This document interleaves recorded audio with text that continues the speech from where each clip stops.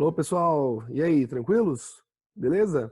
Prontos para darmos seguimentos ao nosso modernismo brasileiro? Hoje vamos falar de Mário de Andrade, né? Na aula passada falamos de Oswald de Andrade, suas características, suas obras, onde ele destacou-se, vimos alguns poemas dele que têm um certo destaque, inclusive já circularam nos vestibulares, tá?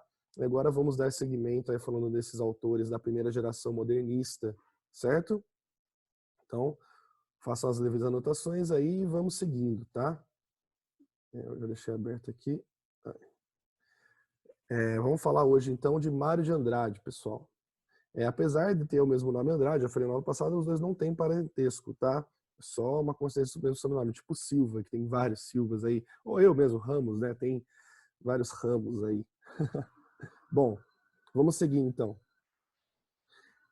Biografia. Mário de Andrade foi um escritor, modernista, crítico literário, musicólogo, folclorista e ativista cultural brasileiro. Seu estilo literário foi inovador e marcou a primeira fase modernista no Brasil, sobretudo pela valorização da identidade e cultura brasileira. Ao lado de diversos artistas, ele teve um papel preponderante na organização da Semana de Arte Moderna, certo?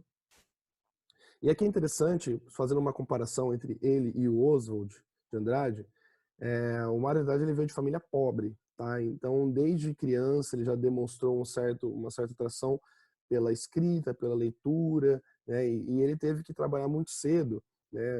Foi já com 24 anos que ele publica o seu primeiro livro, né? E desde cedo ele já trabalha, já busca ajudar a sua família. Ao contrário do Oswald, que já vem de família rica, né? Inclusive falei na aula passada. Então, olha só como ainda assim se tornam amigos os opostos, né? Então, como esse movimento modernista ele também trabalha para essa junção, né, social, isso é interessante. E quando ele fala musicólogo, folclorista, ele vai buscar muito no folclore, na nossa cultura histórica, inclusive de ditados populares, de lendas urbanas, de mitos, né, para a produção de suas obras, tá, pessoal? Isso traz uma inovação muito, muito interessante, tá? Para suas produções, ok? Além de ser, como já vocês sabem, muito importante para a Semana de Arte Moderna, faz parte do grupo dos 5, né? Lembra que eu falei deles em aulas passadas sobre o modernismo. Suas obras, então. Mário foi um estudioso do folclore, da etnografia e da cultura brasileira. Portanto, em 1928, publica o romance, que é uma rapsódia, né? Macunaíma. Rapsódia, pessoal, é quando você faz um estudo aprofundado de um povo sobre sua cultura folclórica, sua cultura de lendas, e aí ele produz uma obra embasado nisso. E ele faz Macunaíma dessa forma, tá? E esta obra, pessoal, é uma obra obrigatória. Vocês precisam ler Macunaíma. Macunaíma é uma obra assim que está sempre circulando aí a lista de livros dos vestibulares, e é uma obra que sempre tem trechos aí que caem no Enem, caem também nas provas. É uma obra importantíssima, né? O herói sem nenhum caráter. Essa obra foi desenvolvida através de seus anos de pesquisa, a qual reúne inúmeras lendas e mitos indígenas da história do herói. Por isso, Rapsódia, né? O herói sem nenhum caráter. Além desta obra, Mário de Andrade deixa poemas, romances, críticas, contos, crônicas. Ele teve um requinte de produção até maior que o já citado aqui, Oswald de Andrade, tá? E Macunaíma, pessoal, falando agora um pouco da obra, vocês percebam pela capa aqui que já dá para entender que tem alguma coisa a ver com miscigenação. E exato.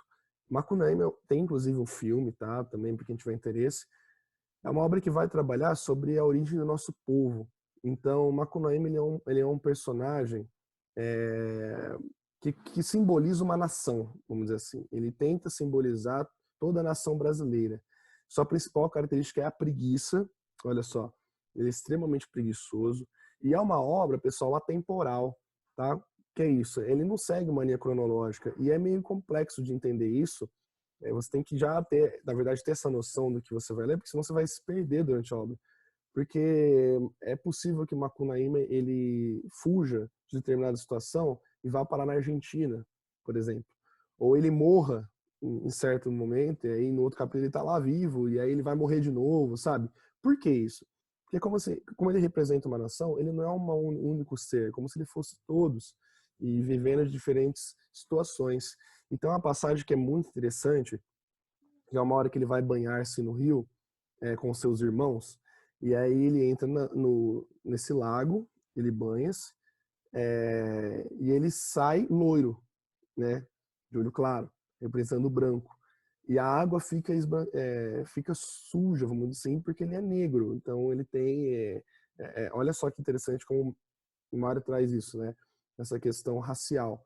E aí o seu irmão entra, o seu irmão branco, ele fica mais moreno, mais escuro, representando o índio. E por fim, o seu outro irmão, que é negro, que entra na água, fica com as palmas das mãos e dos pés embranquecidos, que aí vai representar o negro. Então, olha só, ele trabalha essa miscigenação, essa junção do povo, né, do aspecto cultural, para representar essa nação. E além disso, ele traz a questão do personagem, que é aquela coisa do malandro brasileiro. Então ele usa diversas artimanhas, facetas, e aí questiona-se esse aspecto do caráter, né? Do nosso caráter, do que é o caráter brasileiro, né? O que é a hipocrisia que hoje nós vemos aí, em pleno século XXI, extremamente recorrente, né? As pessoas vão lá e exigem a queda de um político, um deputado, abominam a corrupção, mas fazem a corrupção no seu dia a dia, sabe? Então isso é uma parte de uma hipocrisia que é retratada nessa obra. Você tem que ser modelo. Mesmo nós conhecemos diversas pessoas que frequentam as igrejas, que dizem seguidores da palavra de Deus e fazem o oposto de tudo que Jesus nos pede, nos ensina, né? Então é retratado, é muito interessante, é uma obra obrigatória, tem passagens bem cômicas, irônicas, críticas, e trabalha todo esse aspecto cultural de uma nação, tá, que é a nossa brasileira. Então, um dos clássicos literários obrigatórios para leitura. Vamos ver agora alguns poemas do Mário de Andrade, pessoal. Na verdade, eu reparei um só, que eu acho bem interessante. Moça linda, bem tratada. Moça linda, bem tratada. 3 séculos de família. Burra como uma porta. Um amor. Granfino do despudor. Esporte, ignorância e sexo. Burro como uma porta. Um coió. Mulher gordaça, filó. De ouro por todos os poros. Burra como uma porta. Paciência. Plutocrata, sem consciência. Nada porta. Terremoto, que a porta de pobre arromba. Uma bomba. Olha só interessante como ele faz uma crítica à elite, né? Que vem de fortunas, de gerações, mas continua burra, né? Que isso não defere nada. Granfino, mesmo a nuance, né? Ignorância, sexo, burro como uma porta, um coió, mulher gorda cortada, né? Paciência. Então, assim, olha como ele faz um aspecto crítico também à elite, né? Mais que burguesia, né? As pessoas que têm dinheiro, mas são ignorantes. E hoje a gente vive um pouco disso, né? De pessoas que enriquecem, mas continuam sendo ignorantes, né? Que o capital não simboliza inteligência, não simboliza cultura. Você ser rico não simboliza praticamente nada, né? Então, você ter poder aquisitivo não quer dizer que você é uma pessoa culta, inteligente, crítica, não quer dizer isso, tá? E aqui que é interessante que a porta de pobre arromba uma bomba, que o pobre ganhar destaque vai ser uma bomba, né? Um incômodo para a elite. E para encerrarmos, algumas de suas frases, né? Primeiro aqui, o passado é lição para se meditar, não para se reproduzir, né? Olha que interessante, né? O passado é uma lição para você meditar, você tem que refletir sobre o passado e não reproduzi-lo. Aí a gente pode linkar até uma outra frase do filósofo que é o Edmund Burke, que fala que o povo que não conhece o seu passado tende a repeti-lo, né? E a gente está vivendo mais uma vez aí uma desgovernança aí, uma assunção sobre passado e realidade absurda, né? A galera parece que não conhece o passado, não estuda, não tem conhecimento e quer repeti-lo. Enfim, aí a gente vai entrar em aspecto político. Não devemos servir de exemplo a ninguém, mas podemos servir de lição. O passado é lição para se meditar, não para se reproduzir. Que coisa misteriosa o sono, só aproxima a gente da morte, para nos estabelecer melhor dentro da vida. Minha obra toda badala assim: brasileiros, chegou a hora de realizar do Brasil.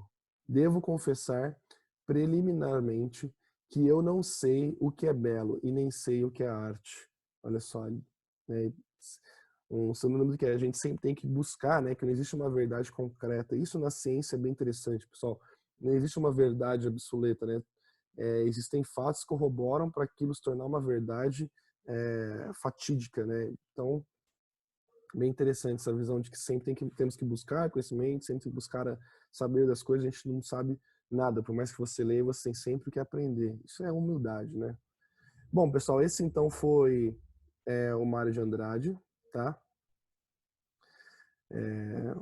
Encerramos aí essa primeira leva de autores, tá? Esses dois primeiros. A gente tem que falar de Manuel Bandeira também, mas vamos parar por aqui, ok? Posteriormente eu vou mandar uma lista de exercícios para vocês. Quem tiver com dúvida, comente aí no vídeo ou mande lá no nosso grupo de literatura, ok, pessoal? Estarei sempre aí respondendo vocês no medida do possível. Grande abraço, se cuidem e até mais. Valeu!